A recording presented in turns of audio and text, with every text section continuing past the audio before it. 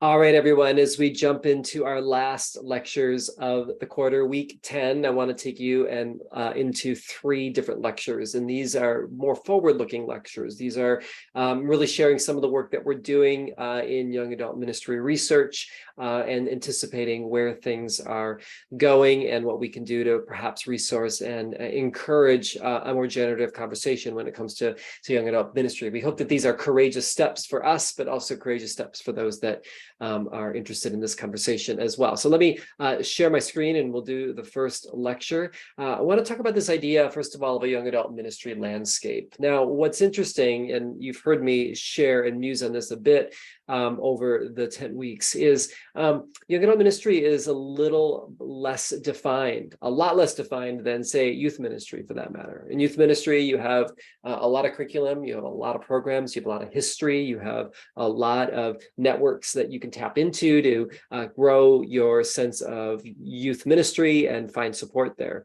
When it comes to young adult ministry, though, it's a bit different. It's a little more vague. It's more like a mist. Like you don't really know where the conversation is or where it's going, or if you actually try to look up stuff, it's on young adult ministry, it's really, really hard. As a matter of fact, as we talked with a lot of young adult ministry leaders, they just said, yeah, I kind of make it up as I go. I mean, I don't really have a sense of where that's headed. And so I think that there's something really powerful in the work that we're doing, and that we're trying to bring some definition to this idea of young adult ministry, so that if we can see it and connect it and resource it and support it, like where people are and what they're doing and what they need, perhaps we can do a better job of advocating for young adults, which is the ultimate goal. So let me just explain a couple of things. First of all, as I mentioned before, we've done an emerging adult transitions literature review, and out of that came a conceptual framework for us to do what you see in the orangish yellowish box. We did a young adult national survey, and then we're also following that up with interviews. Those interviews will be done over the summer into the fall, so we'll have even more robust data and a thicker description of what we're learning from young adults in transitions, and we're really, really excited about that. On top of that, we wanted to do what I mentioned before. We wanted to sort of clear the mist. We wanted to see things a little bit more clearly, and so we set out to do what we call the young adult ministry ecology. Now, this ecology is the landscape. It's the spaces where we think the conversations are happening and where the resourcing could be happening. We know that it's happening out there. We just don't know to what scope or level or where that is. And so we wanted to look into that. So we did and developed this idea of a young adult ministry ecology. And we did that by interviewing or searching in three waves.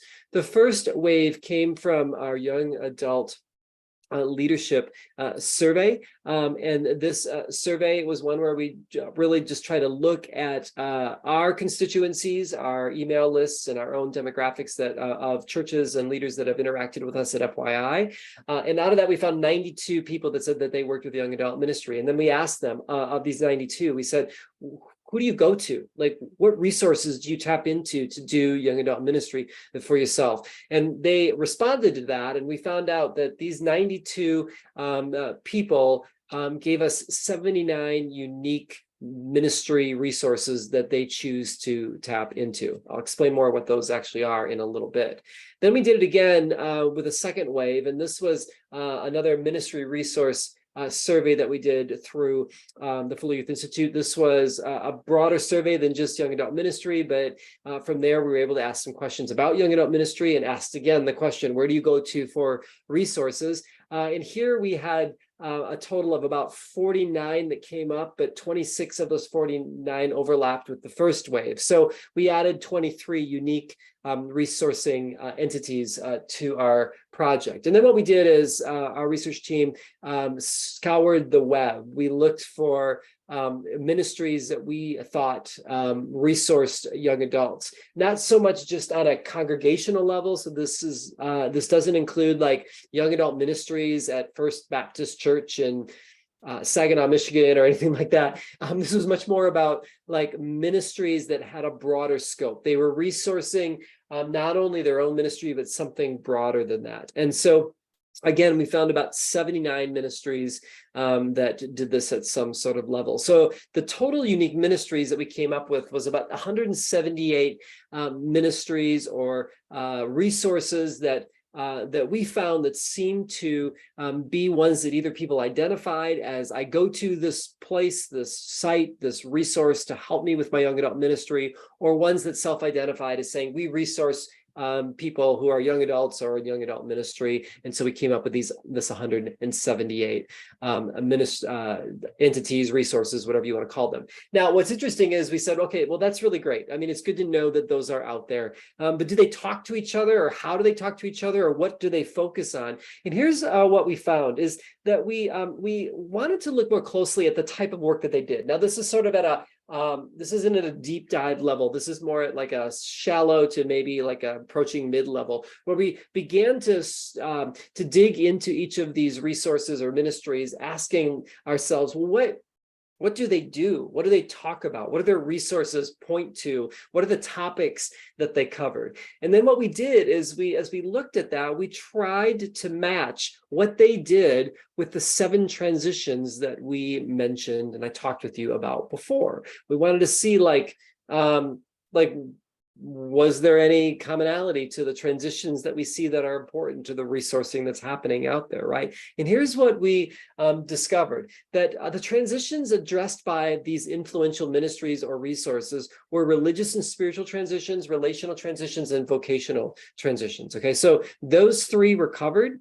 The other 4 were not addressed: identity, wellness, geographical, institutional, and responsibility. Okay, so we found this as an interesting gap, right? So we have 178 influencing resources or resourcers out there doing great work that are really primarily focused on religious, relational, and vocational transitions. The other 4 were not really addressed at all. So we've got a bunch of great things that are happening out there, but perhaps they're missing some key transitions that we are identifying as crucial to helping emerging adults negotiate their 3rd decade of life. That's a really interesting finding. And if you're thinking to yourself, man, what kind of ministry do you think I should do if I really want to help emerging adults? Do the ones that aren't covered yet. Like, it's wide open. It's like blue ocean for you right now. I mean, it would be really, really great. We took this a little bit further and we were asking ourselves, well, what kinds of influencing organizations were these that seem to be the most influential as far as people saying, we go to these type of organizations or ministries? What we found is there was the ones that were the most influential were training organizations. The second were organizations that produced resources of some level. The third one, tied with campus ministry, was young adult initiative hubs. We are a part of one of the hubs that are doing research around the country. So FYI and Fuller are one of about 20 different schools around the country doing that. So that came up as a resource. Campus ministries, which maybe not be surprising, came up as well. And then there's missions organizations that either do like local justice work or something overseas. Honorable mentions were congregations, conferences, particular leaders or influencers or educational institutions as well. So these were the types of organizations that seem to be most influential associated with that. Now, there's limitations to this, and our next steps were sort of these. Our ecology work started with a convenient sample of what we know with FYI. So as we think about this ecology, the way that we thought about it was this, is like we have to start somewhere. So we're going to start with the relationships and the people that we know and the orbits and the circles that we run in. We know that that's a fairly big network, but we know it's not an exhaustive network. We also know that there are amazing pockets of conversations probably happening around the country that we just don't know of. And so part of our job is to start somewhere, but not end there. There's so much more work to do. And actually, when we had our gathering about 3 weeks ago, we started to ask the leaders that came to this gathering, who do you know that should be added to this ecology? And we're hoping to build and grow that as it goes. And we also wanted to identify young adult ministry influencers, organizations and individuals, but that's only the first cursory step. The second is to understand and match young adult ministry focus and expertise with transition categories in order to gather focus groups. So imagine this, imagine if we can begin to say, wow, these influencing organizations that are resourcing people, and people say are recognizing them as key resources.